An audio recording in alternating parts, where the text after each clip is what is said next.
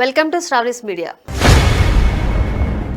ఆంధ్రప్రదేశ్లోని కృష్ణపట్నం పోర్టు అభివృద్ధి పేరుతో జరిగిన అటవీ భూముల బదిలీ వ్యవహారం మరోసారి వివాదాస్పదమవుతోంది. ప్రభుత్వ ఆదేశాల ప్రకారం పోర్టు దక్షిణ భాగంలో కంటైనర్ కాంప్లెక్స్, రైలు రోడ్డు కనెక్టివిటీ కోసం అవసరమైన ద్వీపాలు, ఐలాండ్స్ పేరుతో ముత్తుకూరు మండలంలోని ఎపూర్ రిజర్వ్ ఫారెస్ట్ నుంచి 1000 ఎకరాల అటవీ భూమిని డైవర్ట్ చేశారు. దీనికి బదులుగా వివిధ గ్రామాల్లోని కొండ పోరంబోకు భూములను అటవీ శాఖకు అప్పగించారు. ఈ మార్పిడి వెనుక ఉన్న ఉద్దేశం స్పష్టమైన పర్యావరణ సంరక్షణ కాదు, మరింతగా కార్పొరేట్ లాభాలు, రాజకీయ ప్రయోజనాలు కనిపిస్తున్నాయని పరిశీలకులు వ్యాఖ్యానిస్తున్నారు.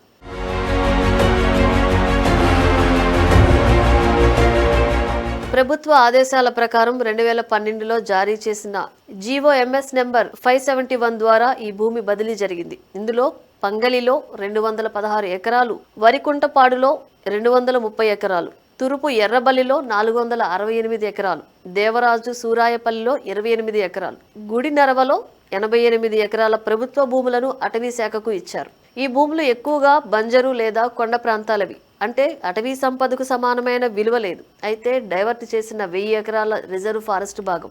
ఇందులో పర్యావరణ సమతుల్యతకు కీలకమైన వృక్ష సంపద, జీవ వైవిధ్యం ఉన్నాయి. ఈ వ్యవహారం వెనుక ఉన్న మతలబు పరిశీలిస్తే ఇది సాధారణ భూమి మార్పిడి కాదు, పర్యావరణ నిబంధనలను వక్రీకరించి పోర్టు డెవలపర్లకు అనుకూలంగా చేసిన గ్రీన్ వాషింగ్ లాగా కనిపిస్తుందనేది పరిశీలకుల వాదన. 2012లో ఈ ఆదేశాలు జారీ అయినప్పుడు కృష్ణపట్నం పోర్టు నవయుగ ఇంజనీరింగ్ కంపెనీ చేతుల్లో ఉంది. కానీ 2020-21లో ఇన్కమ్ ట్యాక్స్ రైట్స్ తర్వాత అదానీ గ్రూప్ దీన్ని అక్వైర్ చేసింది. కృష్ణపట్నం పోర్టు అక్విజిషన్ వెనుక లేని వస్తువులు చూడడం జరిగిందనే ఆరోపణలు ఉన్నాయి.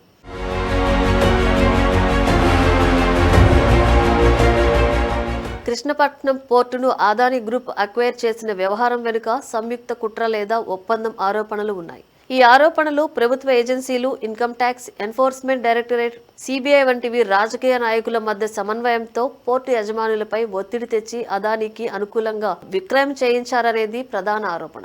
ఇది సాధారణ వ్యాపార డీల్ కాదు, మరింతగా బలవంతపు అక్విజిషన్ లాగా కనిపిస్తుంది. ఈ ఆరోపణలు ప్రతిపక్షాలు, పర్యావరణవాదుల నుంచి వచ్చాయి. అదానీ గ్రూప్ వీటిని తప్పుడు, ఆధారరహితమైనవి అని ఖండిస్తోంది. కృష్ణపట్నం పోర్టును నవయుగ ఇంజనీరింగ్ కంపెనీ లిమిటెడ్ నిర్వహిస్తోంది.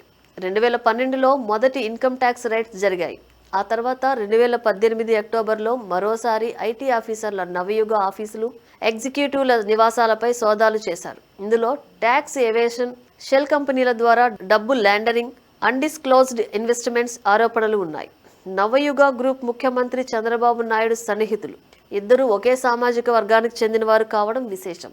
2019లో వైఎస్ జగన్మోహన్ రెడ్డి ముఖ్యమంత్రి అయిన తర్వాత నవయుగ కాంట్రాక్టులను రివ్యూ చేసి క్యాన్సిల్ చేశారు. బీజేపీతో వైసీపీ సన్నిహితంగా ఉంది. జగన్ ప్రభుత్వం అదానీకి అనుకూలంగా పలు ప్రాజెక్టులు ఇచ్చింది. ఈ ఒత్తిడి మధ్య 2020 ఫిబ్రవరిలో అదానీ పోర్ట్స్ 75% షేర్లు కొనుగోలు చేసింది. 2021లో పూర్తి నియంత్రణ తీసుకుంది. మొత్తం విలువ 13,500 కోట్లు.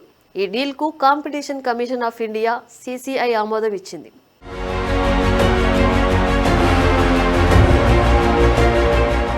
ఐటీ, ఈడీ, సిబిఐ వంటి కేంద్ర ఏజెన్సీలు రైడ్స్ చేసి కంపెనీలను బలహీనపరిచి అదానీకి విక్రయించేలా చేస్తున్నాయని ఆరోపణలు.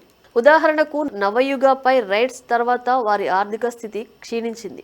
పోర్టు విక్రయం జరిగింది. మోదీ ప్రభుత్వం అదానీకి అనుకూలంగా ఉందని, అందుకు జగన్ ప్రభుత్వం కూడా సహకరించిందని విమర్శలు. సిబిఐ, ఈడీ రైడ్స్ తర్వాత అదానీకి పోర్టు వచ్చిందని ఆమ్ ఆద్మీ పార్టీ నాయకుడు సంజయ్ సింగ్ ఆరోపణలు చేశారు. ఇలాంటి ప్యాటర్న్ అదానీ ఇతర అక్విజిషన్లలో కూడా కనిపిస్తుంది. జీవీకే గ్రూప్ రైడ్స్ తర్వాత ముంబై ఎయిర్పోర్ట్, హోల్సిమ్ రైడ్స్ తర్వాత అంబుజా సిమెంట్స్, ప్రమోటర్లపై కేసుల తర్వాత ఎన్డీటీవీ. ఈ ఆరోపణలు Adani group in organic growth వెనుక ప్రభుత్వ సహాయం ఉందని సూచిస్తున్నాయి. అదానీ గ్రూప్ ఈ ఆరోపణలను తిరస్కరిస్తూ అన్ని అక్విజిషన్లు చట్టబద్ధంగా మార్కెట్ విలువల ప్రకారం జరిగాయని చెబుతోంది. ప్రతిపక్షాలు ఈ విషయాన్ని పార్లమెంటులో లేవనెత్తాయి. కానీ ఇప్పటి వరకు ఎలాంటి నిరూపిత కుంభకోణం లేదు. ఆంధ్రప్రదేశ్లో టీడీపీ, జనసేన, బీజేపీ ప్రభుత్వం ఇప్పుడు ఈ వ్యవహారాలను పరిశీలిస్తోంది. మరిన్ని వివరాలు బయటకు వచ్చే అవకాశమూ ఉంది. నవయుగ బిడ్ చేసినప్పటికీ అదానికి విక్రయించడం ద్వారా పోర్టు మొనోపలి సృష్టించారని విమర్శలు వచ్చాయి. ఇప్పుడు అదాని నియంత్రణలో ఉన్న పోర్టు అభివృద్ధికి ఈ భూమి ఉపయోగపడుతుంది. పెట్రోలియం ఇంపోర్ట్ అనుమతి కూడా ఇటీవల మంజూరైంది.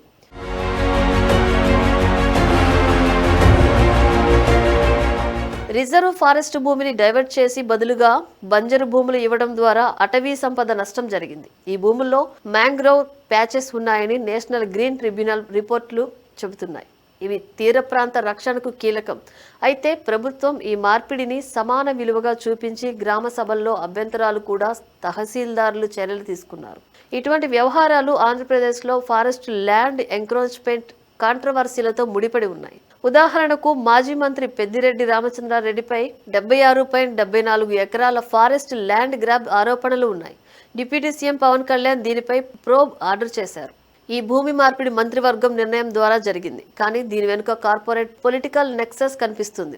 అదానీ గ్రూప్ ఇటువంటి ప్రాజెక్టుల్లో పెట్టుబడులు పెట్టడం, ప్రభుత్వం నిబంధనలను సడలించడం, ఇది పబ్లిక్ ఇంట్రెస్ట్ పేరుతో జరుగుతున్నట్లు కనిపిస్తున్నా వాస్తవానికి ప్రైవేట్ మోనోపొలీ సృష్టికి దారితీస్తుంది. ఆంధ్రప్రదేశ్లో ఇటువంటి ఫారెస్ట్ డైవర్షన్లు ఇతర ప్రాజెక్టుల్లో కూడా కనిపిస్తున్నాయి. డమగుండం ఫారెస్ట్ ల్యాండ్ నావల్ బేస్ కోసం లేదా విశాఖలో కార్తీకవనం ప్రాజెక్ట్. మొత్తంగా ఈ భూమి స్వాప్ వ్యవహారం పర్యావరణ సంరక్షణకు బదులు ఆర్థిక ప్రయోజనాలకు ప్రాధాన్యం ఇస్తున్నట్లు ఆరోపణలు ఉన్నాయి. స్థానికులు, పర్యావరణవాదులు ఈ మార్పిడిని ప్రశ్నిస్తున్నారు. ప్రభుత్వం దీనిపై పారదర్శకత చూపాల్సిన అవసరం ఉంది. లేకపోతే ఇటువంటి నిర్ణయాలు మరిన్ని కుంభకోణాలకు దారితీస్తాయి.